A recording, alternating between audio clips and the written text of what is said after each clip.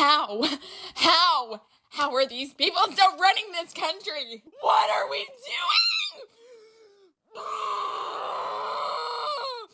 doing? Emotional damage. So I just went into my congressman's office and I was very well spoken and I said what I needed to say, but it was so scary.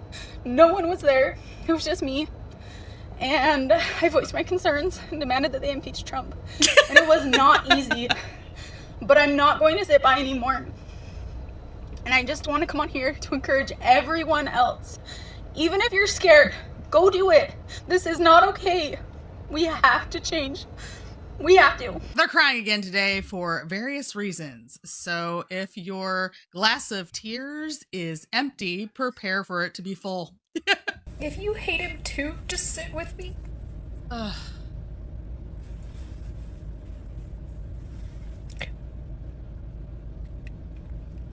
I hate him. I don't like to hate people. Stop it. Get some help. I don't believe that for 1 second. You know, if you invite Jesus into your life, you're not going to have a heart that is full of hate. I don't recommend that anybody film themselves crying in their car about somebody that they don't know and never met. Bro. Some people drink deeply from the well of knowledge. Others just rinse and spit. I stopped crying and I stopped in this gas station and the only two people in there are immigrants, clearly Spanish speaking. And they're so nice. And they smile at me and they say hello. And they don't know the reason I was just crying was because my heart is broken because of everything that's going on. And then I look stupid because I'm crying. And I want to say to them, I'm sorry my country's and that we weren't paying attention. And now we're in this big mess. They say we make judgments about people, but what makes her think that these people aren't Americans? According to her caption up here, this happened in 7-Eleven. What makes her think that she's not speaking with the business owner himself or possibly his family? The assumptions are off the chart. The idea that she needs to be somebody's savior or that these people need saving is ridiculous. Exactly. This is exactly how they see themselves. Oh, this is a wonderful meme. So every day I get on this here app and I see more and more countries coming together out of love for one another, right? Not out of...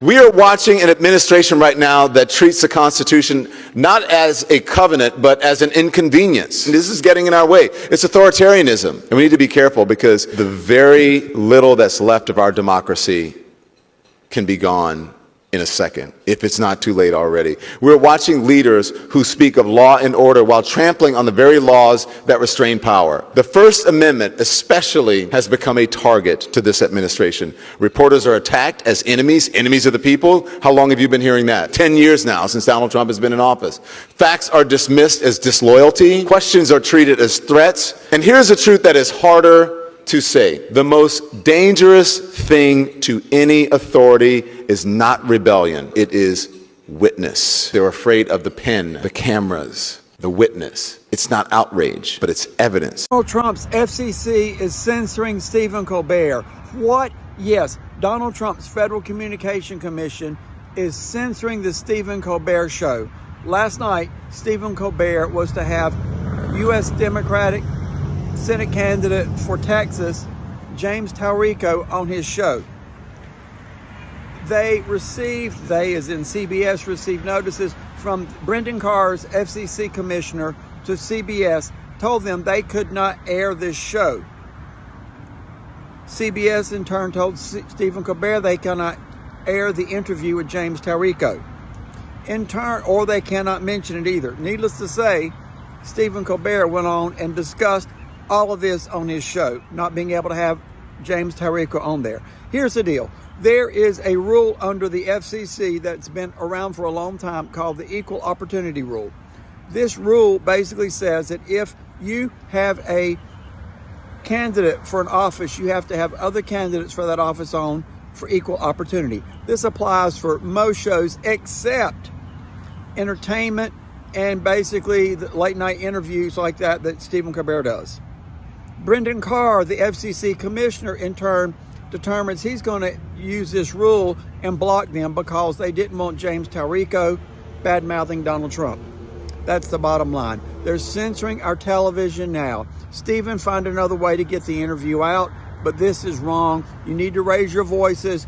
You need to use your First Amendment right. Make sure you register to vote. And ladies, make sure you get your passport. That's another whole video about the SAVE Act. Make sure you get your passport. They're trying to take your voting rights away too. Love to have my Democrats, my MAGAs, my crazies, my cuckoos, and a burned light bulb. Let everybody know about this. Donald Trump exploded out of nowhere with a multiple, just post after post after post on Truth Social. Truth Central. Some know it as Truth Central.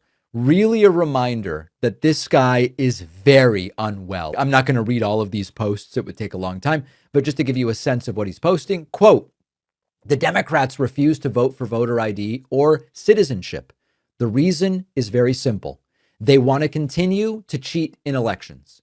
This was not what our founders desired. I have searched the depths of legal arguments not yet articulated or vetted on this subject, and will be presenting an irrefutable one in the very near future. There will be voter ID for the midterm elections, whether approved by Congress or not. Also, the people of our country are insisting on citizenship and no mail-in ballots, with exceptions for military, disability, illness, or travel." I don't know what Trump has up his sleeve to just declare voter ID. Just as a reminder, I don't have any problem with voter ID in principle. The problem I have is that because of how voter ID requirements are in many states, it's not that easy to get such an ID if you don't have one.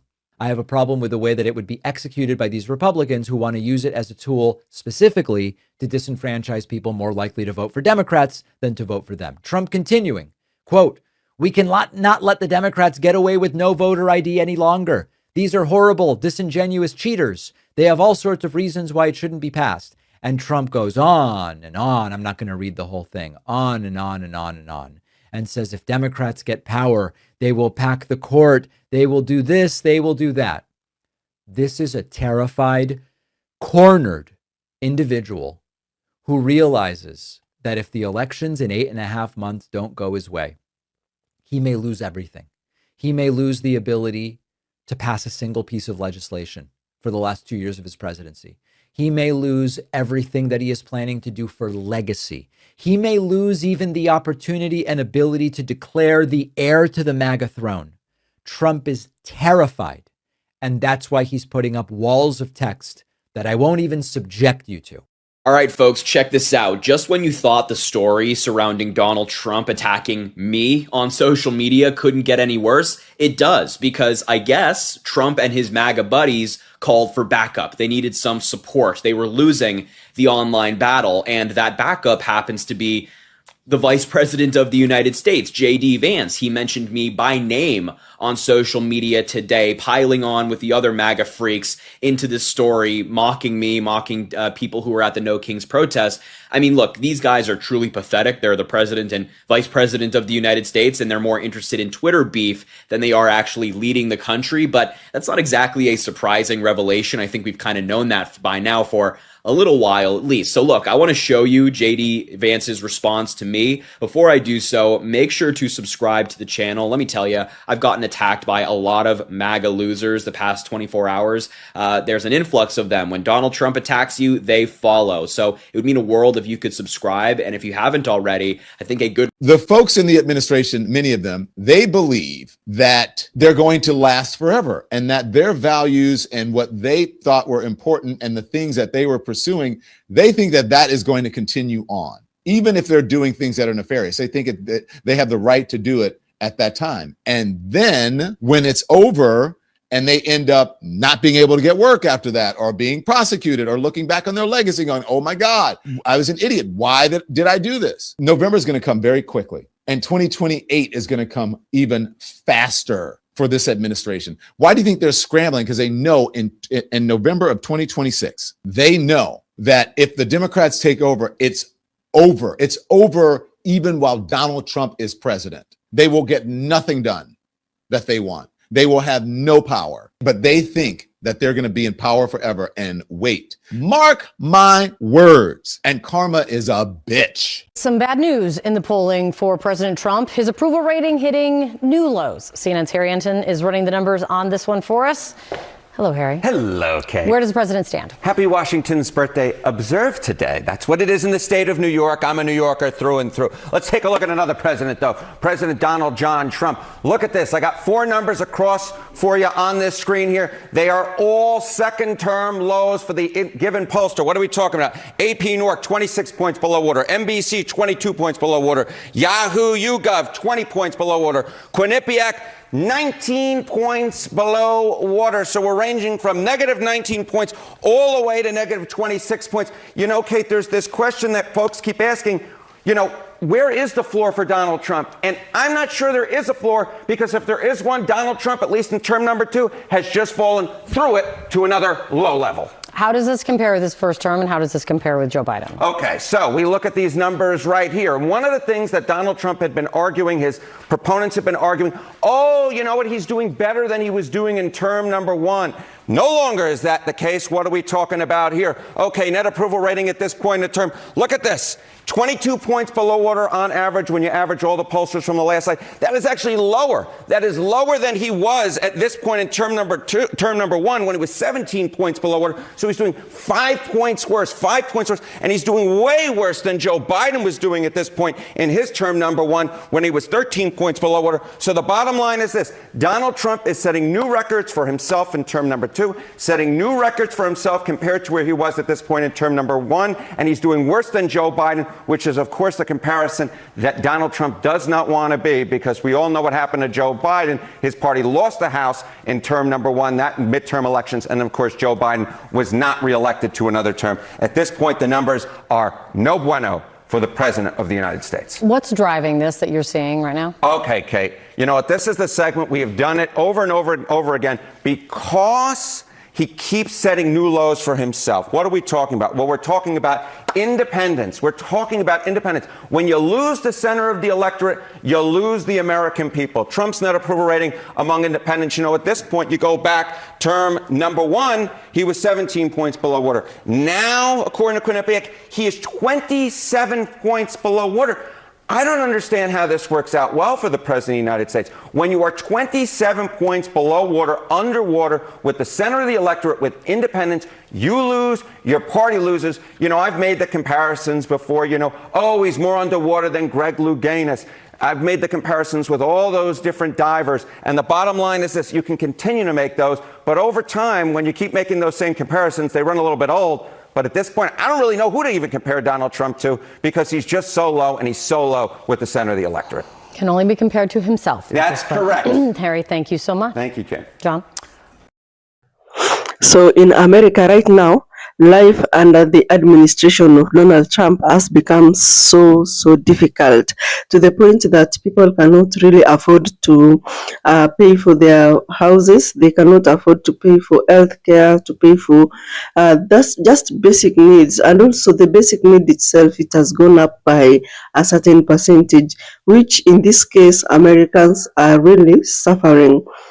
And imagine even after that, families are not really stable, especially for those that are immigrants. The immigrants, they're not stable at all, mentally and physically, emotionally, because they fear that any point in time they go out of the house to do their chores or just to do any activity, you know, probably they could have been set up by one of the family or a neighbor. And I saw recently in social media people telling immigrants that, if you know that your documents are not okay, it's better that you move to another state, just do your own things there. Don't talk to anybody about your problems, because at this rate, Americans are being paid like so much so that they can at least snitch on somebody who is not documented. So things are not okay. And less Americans are being less immigrants are actually being allowed to travel to America at the moment. They are not giving out visas like they used to give out. They are not offering green cards like they used to offer.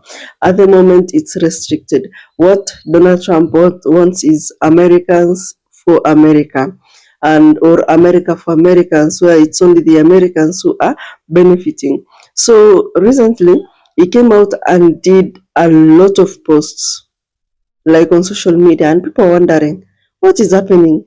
Is he sick? Is he mentally unstable? Because honestly, I can tell you that things are not adding up.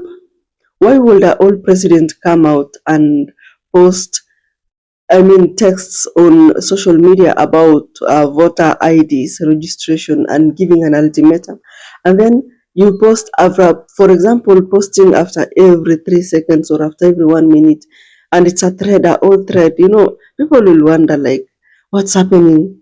Is he sick or what? Because people don't really understand what is going on. Remember that the bills on the other side, tariffs on Canada, the congressmen there and women, they are shutting it down. They are voting against it because all they want is a good relationship between them and Canada. We also have Americans who are going to these Congress offices and they want the president to be impeached because the life in America is unbearable. But now, nobody's listening to them, that they are really weeping. They are crying. It's crazy right now in America. The American politics environment is dynamic.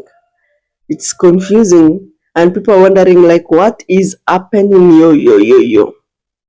Guys, I just woke up, so don't mind my voice. The American dream that has always been sold to people from third world countries or people from outside Africa is not the case, guys. It is not the case. So if you asked me probably if I would ever love to go and live abroad and work there, I will tell you I am 1,000,000% if it exists. I'm 1,000,000% sure that I will never ever want to go to any other country. Maybe just visiting, but living? No. No.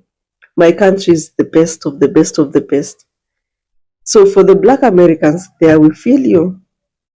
I know you didn't go there just because you wanted to, but because you had a mission. You had a dream of changing back home. And the goodness of America is that there are jobs. There is no scarcity of jobs. In developing countries, when it comes to employment rate, it's actually so high. Like in 100 people, 98 of them are not employed. That is the case now.